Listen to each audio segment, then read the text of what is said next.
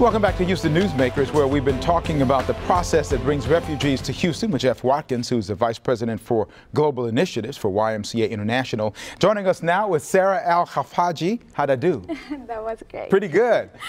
Who came to Houston just a few months ago, and that was almost an end of an almost 3-year process, I understand. Now, here, from what I understand now, your mom was a doctor, and you had gotten your degree in pharmacy.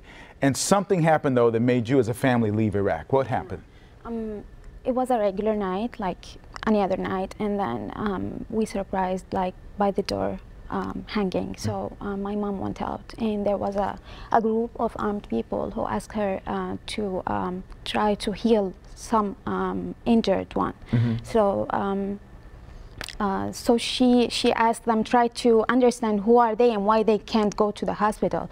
So yeah, so they were like trying to force her to heal him, and she was refusing because she suspected them. And then they tried to force her, and they threatened her with her life, and then with her children's life. So after that happened, we decided to flee out of Iraq because that mostly could be ISIS. Right, and so you went to Turkey from there? Yeah, from there we fled to Turkey. Do you have anything with you when you left? Were you able to bring? We left like as fast as we could. That was so dangerous, you know, to stay there. How long were you in Turkey? We stayed in Turkey for about like 2.5 years. Really? Yeah. And so how did you find out about the chance to even come to the United States? How were you able to find out? That was like, you know, everyone knows about that. Like, you need to be a refugee. You need to, you know, you need to flee. You need to go out, and then because you cannot apply from Iraq, so you need to go out of the country to keep yourself safe, and then try to get into the process to.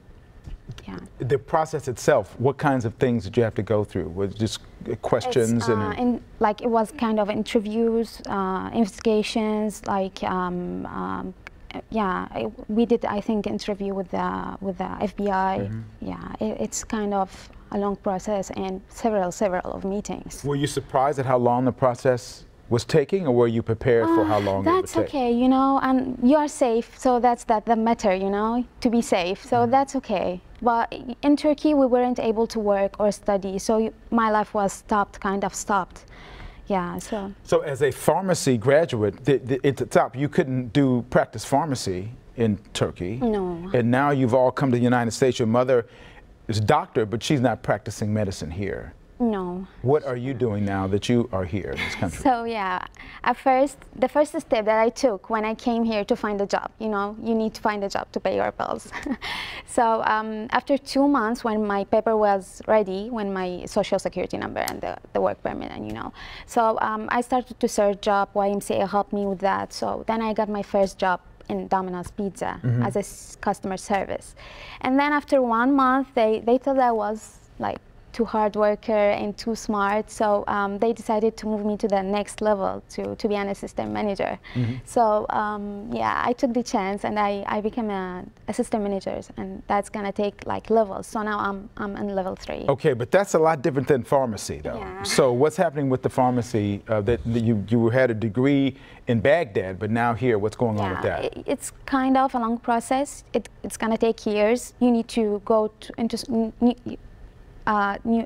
like several exams, like the first one's gonna be FBGEE. So now I'm studying and preparing for this one to hopefully I'm gonna get it this year. And so what was the YMCA's process when you guys first arrived in this country, when you found out you were gonna arrive? Were they there at the airport to meet you? Sure, they were there. We found our home ready, our house ready. So when it's a way different than when we went through in Turkey, because in Turkey you are by yourself, you don't know nothing, even the language, everything. Even our money had been stolen there at the first days because there was no one like helping you.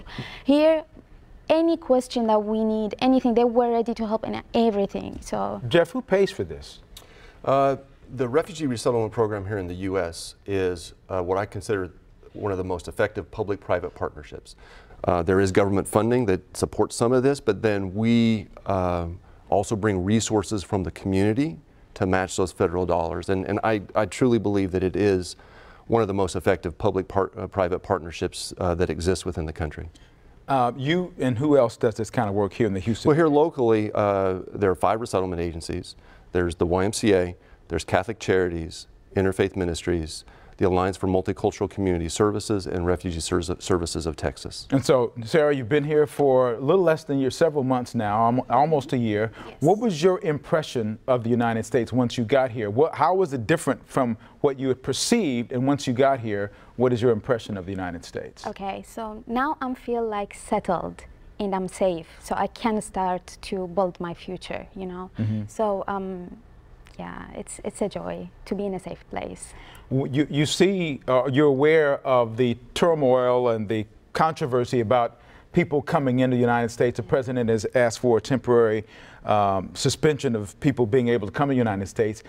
What is your feeling? What is your sense of thought about that when you see all of that happening? What are your thoughts? I just remember myself when I was just like searching for a safe place. I don't think that any refugee would harm the U.S. I don't know, maybe the things like thoughts differs between people, but for me, I believe that those people are searching for a safe place, nothing more, nothing less. Do you understand how someone could be concerned based upon how terrorism is around the United States? I understand, yeah, I understand, because of the everything is going in the Middle East and the bad situation, ISIS and everything. I understand, but at the same time, I know the feeling. So, and I was a refugee, so yeah. What would you tell the president if you could? Oh. I don't have a lot of time. Just no, but he obviously has a different opinion about what to do. If you would have a chance to speak with him, what would you say to him? Okay, I will say, I will love you no matter what. We are trying to spread love. Refugees are escaped from violence. They are not going to bring violence to the United States. Now United States is a home for us. So we love you. We love the people here. So please love us back. Sarah, I appreciate that. Jeff as well.